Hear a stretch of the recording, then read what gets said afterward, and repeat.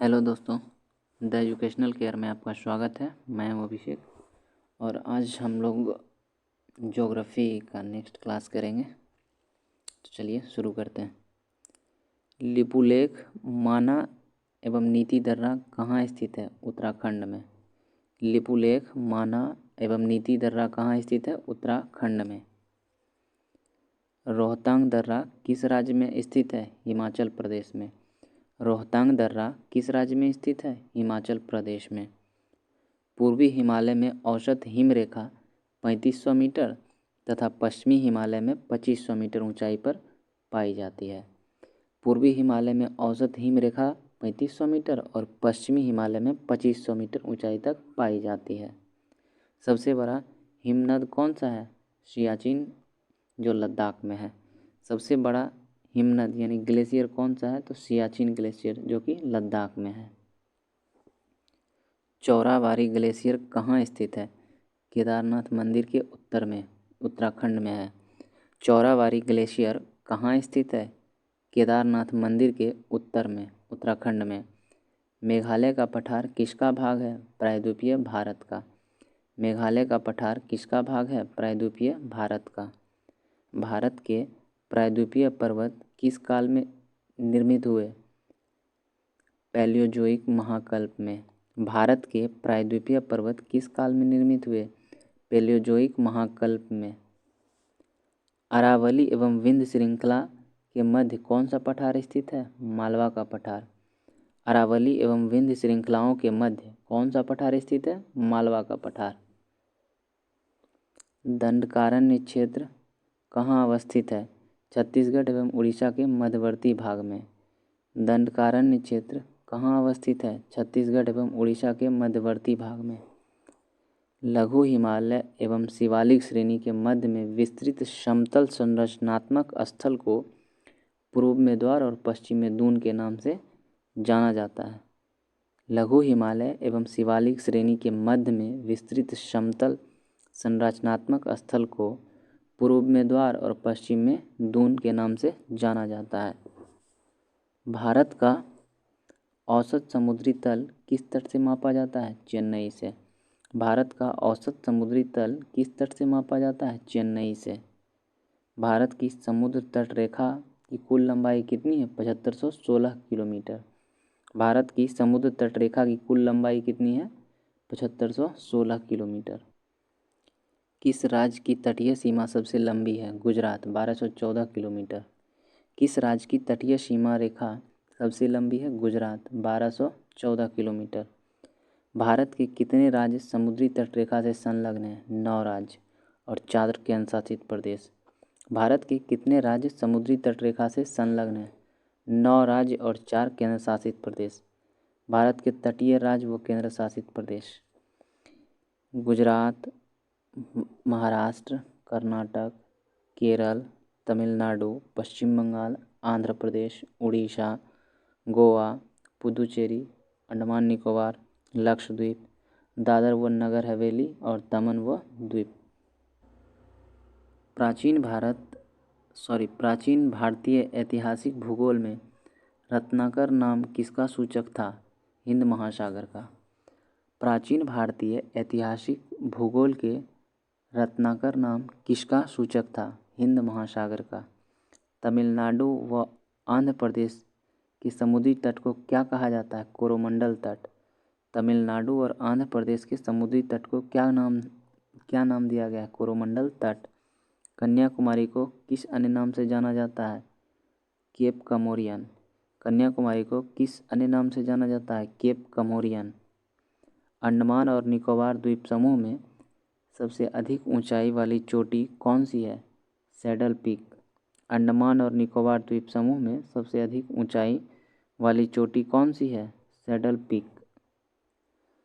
अंडमान व निकोबार द्वीप समूह स्थित है बंगाल की खाड़ी में। अंडमान व निकोबार द्वीप समूह स्थित है बंगाल की खाड़ी में। अंडमान निकोबार द्वीप समूह में द्वीपों की संख्या 572 है। अंडमान निकोबार द्वीप समूह में द्वीपों की संख्या 572 है। 10 डिग्री चैनल किन दो द्वीपों को पृथक करता है? अंडमान को निकोबार द्वीप से। 10 डिग्री चैनल किन दो द्वीपों को पृथक करता है? अंडमान को निकोबार द्वीप से। वैरन द्वीप अवस्थित है बंगाल की खाड़ी में।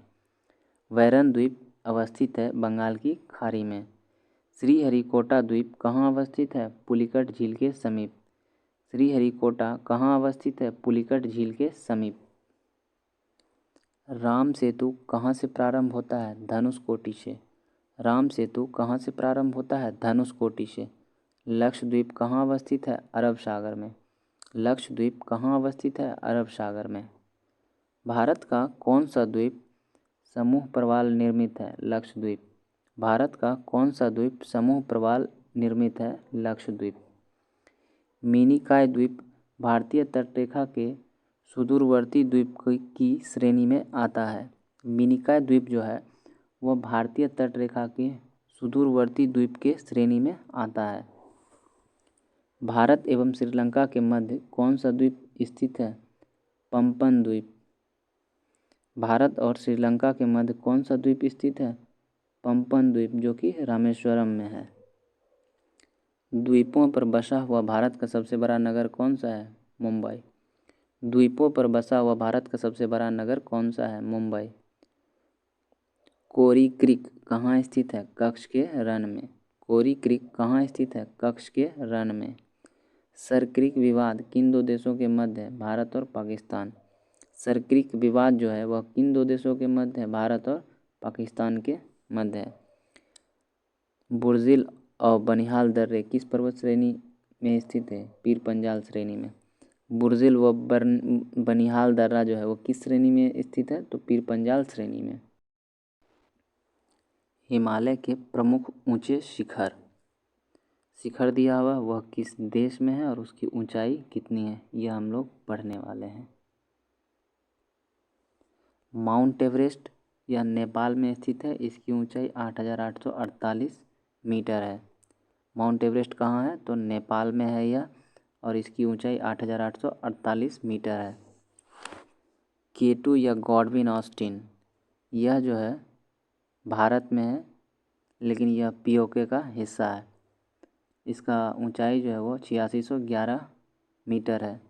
K2 गॉडविन ऑस्टिन जो कि भारत में है, उसका ऊंचाई 8611 मीटर है। कंचनजंगा जो भारत नेपाल की सीमा पर है, इसकी ऊंचाई 8586 मीटर है। कंचनजंगा भारत और नेपाल की सीमा पर है, जिसकी ऊंचाई 8586 मीटर है। मकालू नेपाल में अवस्थित है, जिसकी ऊंचाई 8481 मीटर है। मकालू जो है वह नेपाल में स्थित है, जिसकी ऊंचाई 8481 मीटर है। धौलागिरी जो नेपाल में है, इसकी ऊंचाई 8167 मीटर है। धौलागिरी जो है वह नेपाल में स्थित है, इसकी ऊंचाई 8167 मीटर है। नंगा पर्वत जो है वो कहाँ है? तो भारत में है, इसकी ऊंचाई 8126 मीटर है। नंगा पर्वत जो है वो कहाँ है? भारत में है, 8126 मीटर इसकी ऊंचाई है। अन्नपूर्णा नेपाल में है, जिसकी ऊंचाई 8091 मीटर है। अन्नपूर्णा जो है वह नेपाल में है, जिसकी ऊंचाई 8091 मीटर है। नंदा देवी कहाँ है? तो नंदा देवी भारत में है, जिसकी ऊंचाई 7816 मीटर है। नंदा देवी भारत में है, जिसकी ऊंचाई 7816 मीटर है। कामेत जो है यह भी भारत में है, जिसकी ऊंचाई 7756 मीटर है। कामेत जो है वो भारत में स्थित है और इसकी ऊंचाई 7756 मीटर है। नामचा बरवा तिब्बत में है, जो भी चीन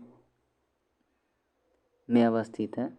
मतलब चीन तिब्बत पर कब्जा की हुई, इसलिए वो भी चीन में है। 7782 मीटर इसकी ऊंचाई है। नामचा बरवा तिब्बत में है, जो 7782 मीटर है। गुरुला मंधाता जो है वो भी तिब्बत में है, जिसकी ऊंचाई 7728 मीटर है। किसी क्षेत्र की जलवायु को निर्धारित करने वाला मुख्य कारक कौन सा है? अक्षांशीय अवस्थिति। किसी क्षेत्र की जलवायु को निर्धारित करने वाला मुख्य कारक कौन सा है? अक्षांशीय अवस्थिति। जलवायु को नियंत्रित करने वाले कारकों से संबंधित शब्द। जलवायु को नियंत्रित करने वाले कारकों के लिए एक शब्द लैंडफॉर्म्स का प्रयोग किया जाता है, जो जलवायु को प्रभावित करते हैं। L फॉर लैटिट्यूड अक्षांश कहते हैं। A फॉर एल्टीट्यूड जो ऊंचाई होती है। N for nearest from sea समुद्र से निकटता। D for direction of wind पवन की दिशा। F फॉर फॉरेस्ट फॉरेस्ट मतलब वन। O फॉर ओशियन करंट यानी समुद्री जलधाराएं। R फॉर रेनफॉल यानी वर्षा। M फॉर माउंटेन यानी पहाड़ या पर्वत। S फॉर सॉइल यानी वहाँ की मिट्टी। भारत में ग्रीष्मकालीन मानसून के प्रवाह की सामान्य दिशा क्या है? दक्षिण पश्चिम से उत्तर पूर्व। भारत में ग्रीष्मकालीन मानसून के प्रवाह की सामान्य दिशा क्या है?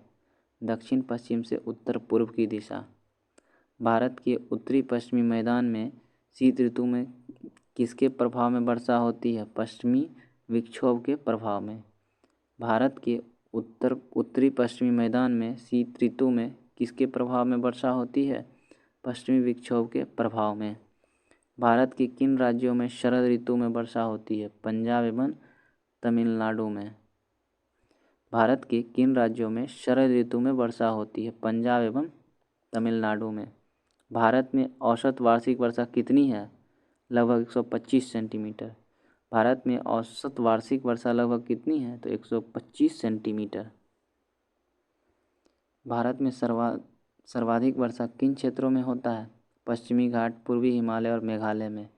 भारत में सर्वाधिक वर्षा किन क्षेत्रों में होता है? पश्चिमी घाट, पूर्वी हिमालय और मेघालय में। भारत में उष्णकटिबंधीय मानसून जलवायु पाई जाती है तथा यहाँ अधिक वर्षा दक्षिण पश्चिमी मानसून द्वारा होती है। जलवायु को मानसूनी जलवायु कहा जाता है। भारतीय उपमहाद्वीपों पर ग्रीष्म ऋतु में उच्च ताप और निम्न दाब हिंद महासागर से वायु का कर्षण करते हैं, जिनके कारण प्रभावित होती है दक्षिण पश्चिमी मानसून। अब हम लोग पढ़ेंगे मृदा यानी सॉइल, मिट्टी। भारत की मृदाओं का वर्गीकरण उत्पत्ति, रंग, संयोजन, अवस्थिति के आधार पर किया गया है।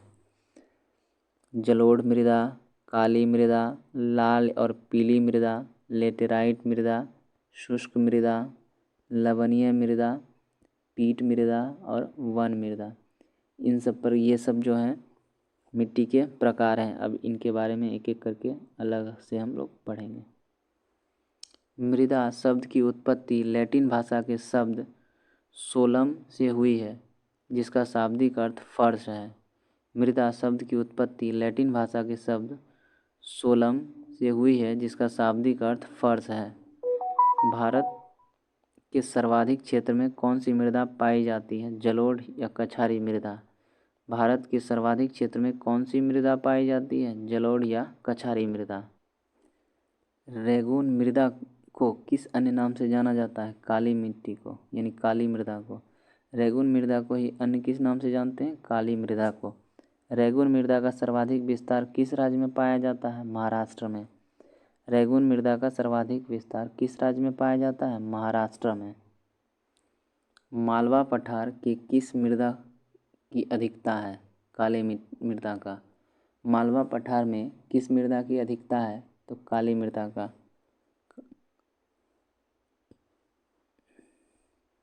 काली मृदा को स्वतः जुताई वाली मृदा भी कहा जाता है, जिसमें सिंचाई की कम आवश्यकता पड़ती है। यह मृदा कपास की खेती के लिए सबसे उपयुक्त मानी जाती है। काली मृदा को क्या स्वतः जुताई वाली मृदा भी कहते हैं। इसमें सिंचाई बहुत कम लगता है और यह मृदा जो है कपास की खेती के लिए सबसे ज़्यादा उपयुक्त भी होती है। पीला रंग फेरिक ऑक्साइड के कारण होता है, जबकि लाल रंग लोहे के ऑक्साइड के कारण होता है। पीला रंग जो होता है फेरिक ऑक्साइड और लाल रंग जो है फेरस यानी कि लोहे के ऑक्साइड यानी फेरस ऑक्साइड के कारण होता है। लेटेराइट मृदा मुख्यतः किन राज्यों में पाया जाता है? केरल, कर्नाटक और महाराष्ट्र में। लेटेराइट मिट्टी कहाँ पाई जाती है? तो केरल, कर्नाटक और महाराष्ट्र में। लोहे की मात्रा अधिक होने के कारण कौन सी मृदा दिनों दिन अनुर्वर होती जाती है? लेटेराइट। लोहे की मात्रा अधिक होने के कारण कौन सी मृदा दिनों दिन अनुर्वर होती जाती है? लेटेराइट। मृदा की क्षारीयता को कम करने के लिए जिप्सम का प्रयोग किया जाता है। मृदा की क्षारीयता को कम करने के लिए जिप्सम का प्रयोग किया जाता है। लेटेराइट मृदा भारत में मुख्यतः कहाँ पाई जाती है? मालाबार तटीय प्रदेश में। लेटेराइट मृदा भारत में मुख्यतः कहाँ पाई जाती है? मालाबार तटीय प्रदेश में। सबसे कम जल धारण क्षमता किस प्रकार की मृदा में होती है? बलुई दोमट मृदा में। सबसे कम जल धारण क्षमता किस मिट्टी में होती है? बलुई दोमट मिट्टी में। पौधे को सबसे अधिक जल किस प्रकार की मृदा से प्राप्त होता है? चिकनी मिट्टी से। पौधे को सबसे अधिक जल किस प्रकार की मृदा से प्राप्त होता है? चिकनी मृदा से। मृदा की उर्वरकता बढ़ाने के लिए कौन सी फसलें उगाई जाती है? दलहनी फसल। मृदा की उर्वरकता बढ़ाने के लिए कौन सी फसलें उगाई जाती है? तो दलहनी फसलें उगाई जाती है। चंबल घाटी का निर्माण किस भौगोलिक प्रक्रिया से हुआ है? अवनालिका अपर्दन से। चंबल घाटी का निर्माण किस भौगोलिक प्रक्रिया से प्राप्त हुआ? अवनालिका अपर्दन से। चाय बागानों के लिए कौन सी मृदा उपयुक्त है? लेटेराइट। चाय बागानों के लिए कौन सी मृदा उपयुक्त है? लेटेराइट। दोमट मृदा में कौन कौन से कण पाए जाते हैं? गाद, मृत्तिका व रेत। दोमट मृदा में कौन कौन से कण पाए जाते हैं? गाद, मृत्तिका और रेत। भारत की मृदाओं में किस सूक्ष्म तत्व की सर्वाधिक कमी है? जस्ता। भारत की मिट्टी में किस सूक्ष्म तत्व की सर्वाधिक कमी है? तो जस्ता। गंगा के मैदान की पुरानी जलोढ़ मृदा क्या कहलाती है? बांगर। गंगा के मैदान की पुरानी जलोढ़ मृदा क्या कहलाती है? बांगर। अम्लीय मृदा को कृषि योग्य बनाने हेतु किस खनिज का प्रयोग किया जाता है? लाइम या चूना का। अम्लीय मृदा को कृषि योग्य बनाने के लिए किस खनिज का प्रयोग करते हैं? तो लाइम या चूने का। भारत में सर्वाधिक क्षारीय मृदा किस राज्य में पाई जाती है? उत्तर प्रदेश में। भारत में सर्वाधिक क्षारीय मृदा किस राज्य में पाई जाती है? उत्तर प्रदेश में। लवणीय मृदा में नाइट्रोजन व चूने की अल्पता पाई जाती है। लवणीय मृदा में नाइट्रोजन व चूने की अल्पता पाई जाती है। जैव मृदा का रंग नीला क्यों होता है? अम्लीय और फेरस आयरन के कारण। जैव मृदा का रंग नीला क्यों होता है? अम्लीय और फेरस आयरन के कारण। पश्चिमी राजस्थान की मृदा में किस खनिज की अधिकता पाई जाती है? कैल्शियम की। पश्चिमी राजस्थान की मृदा में किस खनिज की अधिकता पाई जाती है? कैल्शियम की। मरुस्थलीय मृदा में किस पोषक तत्व का अभाव पाया जाता है? नाइट्रोजन का। मरुस्थलीय मृदा में किस पोषक तत्व का अभाव पाया जाता है? तो नाइट्रोजन का। मृदा अपरदन को किस प्रकार से रोका जा सकता है? तो वनारोपण के द्वारा, यानी वन लगाकर। मृदा अपरदन को किस प्रकार रोका जा सकता है? वनारोपण के द्वारा। पीएच मान के अनुसार मृदा की प्रकृति। 1 से 6 पीएच मान जिसका है वो अम्लीय मिट्टी है। 7 जिसका है वो उदासीन है। 8 से 14 जिसका है वो क्षारीय मिट्टी है। 1 से 6 अम्लीय हो गया, 7 जो है उदासीन हो गया और 8 से 14 जो है वो क्षारीय मिट्टी हो गई। भारत के सर्वाधिक वृहद क्षेत्र में किस प्रकार के वन पाए जाते हैं? उष्णकटिबंधीय शुष्क पर्णपाती वन। भारत के सर्वाधिक वृहद क्षेत्र में किस प्रकार के वन पाए जाते हैं? उष्णकटिबंधीय शुष्क पर्णपाती वन। उष्णकटिबंधीय सदाबहार वन क्षेत्रों में औसत वर्षा कितनी होती है? 200 सेंटीमीटर से अधिक। उष्णकटिबंधीय सदाबहार वन क्षेत्रों में औसतन वर्षा कितनी होती है? तो 200 सेंटीमीटर से अधिक। भारतीय वनस्पति सर्वेक्षण के संस्थापक सर जॉन किंग थे तथा इनकी स्थापना 13 फरवरी 1890 की हुई थी। राष्ट्रीय वनस्पति सर्वेक्षण के संस्थापक कौन है? सर जॉन किंग थे। उन्होंने इनकी स्थापना 13 फरवरी 1890 को किया था। भारत में सिनकोना वृक्ष कहाँ पाया जाता है? दार्जिलिंग में। भारत में सिनकोना वृक्ष कहाँ पाया जाता है? दार्जिलिंग में। कत्था बनाने हेतु किस वृक्ष की लकड़ी का प्रयोग होता है? खैर। कत्था बनाने हेतु किस वृक्ष की लकड़ी का प्रयोग होता है? तो खैर का। सामाजिक वानिकी में प्रयुक्त बहुउद्देशीय वृक्ष का उदाहरण है खेजड़ी। सामाजिक वानिकी प्रयुक्त बहुउद्देशीय वृक्ष का उदाहरण है खेजड़ी पेड़। भारत में वन संरक्षण अधिनियम किस वर्ष पारित किया गया? 1980 में। भारत में वन संरक्षण अधिनियम किस वर्ष पारित किया गया? वर्ष 1980 में। सागौन साल के वृक्ष किस प्रकार के वनों में पाए जाते हैं? उष्णकटिबंधीय आर्द्र पर्णपाती वन में। सागौन साल के वृक्ष किस प्रकार के वनों में पाए जाते हैं? उष्णकटिबंधीय आर्द्र पर्णपाती वन में। पश्चिमी हिमालय की शीतोष्ण पेटी देवदार वृक्षों का बाहुल्य है। पश्चिमी हिमालय की शीतोष्ण पेटी में देवदार वृक्षों का बाहुल्य है। बांस की कौन सी प्रजाति छत्तीसगढ़ में सर्वाधिक पाई जाती है? लाठी बांस। बांस की कौन सी प्रजाति छत्तीसगढ़ में सर्वाधिक पाई जाती है? तो लाठी बांस। लंबी जड़ों और नुकीले कांटों अथवा सलयुक्त झाड़ियाँ और लघु वृक्षों वाले वन सामान्यतः पाए जाते हैं राजस्थान में। लंबी जड़, नुकीली कांटों तथा शूलयुक्त झाड़ी लघु वृक्षों वाला वन सामान्यतः कहाँ पाया जाता है? राजस्थान में। संयुक्त राष्ट्र खाद्य एवं कृषि संगठन की नवीन रिपोर्ट के अनुसार वार्षिक स्तर पर वन क्षेत्रों में सबसे ज़्यादा वृद्धि में भारत का विश्व में कौन सा स्थान है? 8वां। संयुक्त राष्ट्र खाद्य एवं कृषि संगठन की नवीन रिपोर्ट के अनुसार वार्षिक स्तर पर वन क्षेत्रों में सबसे ज़्यादा वृद्धि में भारत का विश्व में कौन सा स्थान है? तो 8वां। भोजपत्र वृक्ष कहाँ पाया जाता है? हिमालय में। भोजपत्र वृक्ष कहाँ पाया जाता है? हिमालय में।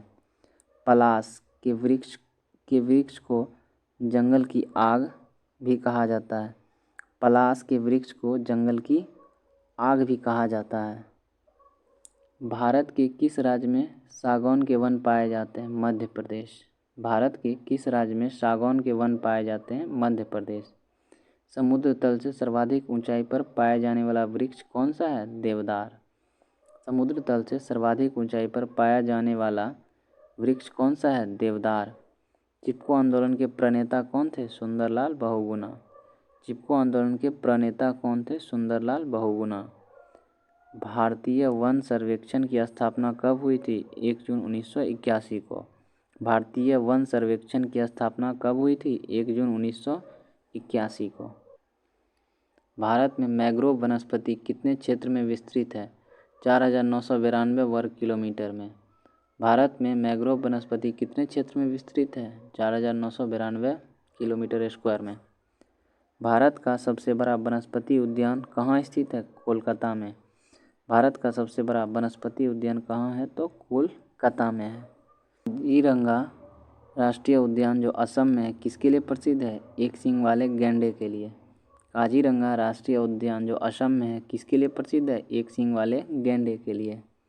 महात्मा गांधी मरीन राष्ट्रीय उद्यान किस राज्य में अवस्थित है? अंडमान और निकोबार द्वीप समूह में। महात्मा गांधी मरीन राष्ट्रीय उद्यान किस राज्य में अवस्थित है? अंडमान और निकोबार द्वीप समूह में। जीवाश्म नेशनल पार्क कहाँ है? मंडला मध्य प्रदेश में। जीवाश्म नेशनल पार्क कहाँ है? मंडला मध्य प्रदेश में। कान्हा राष्ट्रीय उद्यान जो मध्य प्रदेश में है किसके लिए प्रसिद्ध है? रॉयल बंगाल टाइगर के लिए। कान्हा राष्ट्रीय उद्यान जो मध्य प्रदेश में है किसके लिए प्रसिद्ध है? रॉयल बंगाल टाइगर के लिए। वर्ष 1974 में स्थापित नामदफा राष्ट्रीय उद्यान किस राज्य में स्थित है? अरुणाचल प्रदेश। वर्ष 1974 में स्थापित नामदफा राष्ट्रीय उद्यान किस राज्य में स्थित है? अरुणाचल प्रदेश में। बांदीपुर राष्ट्रीय उद्यान जो कर्नाटक में है किस वर्ष स्थापित किया गया? 1974 को। बांदीपुर राष्ट्रीय उद्यान जो कर्नाटक में है किस वर्ष स्थापित किया गया? वर्ष 1974 में। नागरहोल राष्ट्रीय उद्यान जो कर्नाटक में है इसका परिवर्तित नाम क्या है? राजीव गांधी राष्ट्रीय उद्यान। नागरहोल राष्ट्रीय उद्यान जो कर्नाटक में, इनका नाम बदलकर क्या कर दिया गया? राजीव गांधी राष्ट्रीय उद्यान। नोकरेक जैव मंडलीय क्षेत्र किस राज्य में अवस्थित है? मेघालय में।